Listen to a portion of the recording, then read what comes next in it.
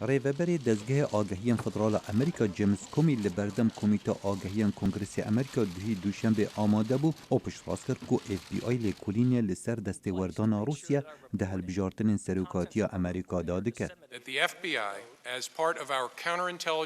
اف بی آی وک بشک جه ارکان هلان سیخوریه لیکولین لسر دستوردان روسیا ده هلبجارتن سروکاتی سال 2016 داده که و لیکولین لسر هبونا هر پیوندیه که دناورا کار به دستین هلمتا هلبجارتنا سروک ترامپ و حکومت روسیا یان هبونا هفکاریه که دناورا وان داده که.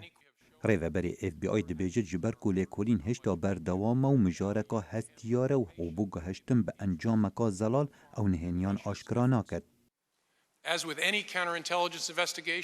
وک هر لیکولین کال سر نهیلان سیخوریه هلسنگاندن و بیتک کرن اگر هر تاوانک هاته به انجام دان و جبر کو اف لیکولین دوام دیکه و نهینیه از نکارم زیدتر بحث کاری خواه بکم. لدست پیکا و مهز سروک امریکا دونالد ترامپ ده پیامک لسر تویتر بلاف کرو تیدار ریوبریا سروک بری امریکا بگه لگرتنا پیوندی نوین تلفونی گنه بار کر لی ریوبری اف بی آی دبیجت مزانیاری لسر پشراس کرنا وانگوتنا نیه.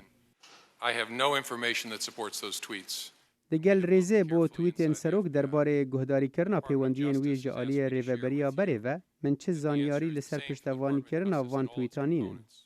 لدما تویتن سروک دونالد ترامپ حتی نهاتینا پشراس کرن اری او داخوازا لیبوردنی بکد و تاوان بار کرنا ریوبریا بری رد بکد کوچ کاسپی دبیجت جبر که هشتا لیکولین بردوام زور مجار هنه بحث لیبینا کرن. زانیارین زور لسر وان چالاکیان هنه بین آشکرا کرن لسر گوهلی گرتنا ولاتین امریکا و زور تشت هنه دبی پیداشون لسر بیتا کرن و جبر که اف فرصه دوام دکد امنها برسوه نادین. لدما نبونا بلگهان لسر گهلی گرتنا ریوبریا سروک اوباما بو پیوندین ترامپ کوماری بگومانن که سروک دکارت بریارکی وها بدد.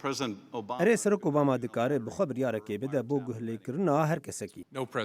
نه سروک نکاره. زانیاری درباره لیکولین اف بی آی لسر جدابرین دنابرا دیموکرات و کومارین امریکا هر جمعه 10 سالا بوری آشکرا بون که دیموکرات باور تکن که دوی سروک دونالد ترامپ داخوازا لیبوردن نبتنه جه سروک اوباما بلکو جتوایا گل امریکا بکد. خالد فتاح دنگ امریکا.